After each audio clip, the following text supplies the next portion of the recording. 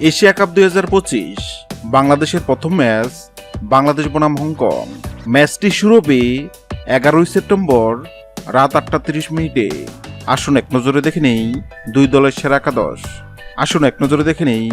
বাংলাদেশ দলের সেরা একাদশ: 1 তানজিদ হাসান তামিম, 2 পারভেজ হোসেন ইমন, 3 লিটন দাস, 4 তৌহিদ হৃদয়, 5 জাকির আলী অনিক, 6 নুরুল হাসান সোহান, 7 শেখ মেহেদী, 8 রিশাদ হোসেন, 9 তাসকিন আহমেদ, 10 তানজিম সাকিব, 11 মুস্তাফিজুর রহমান।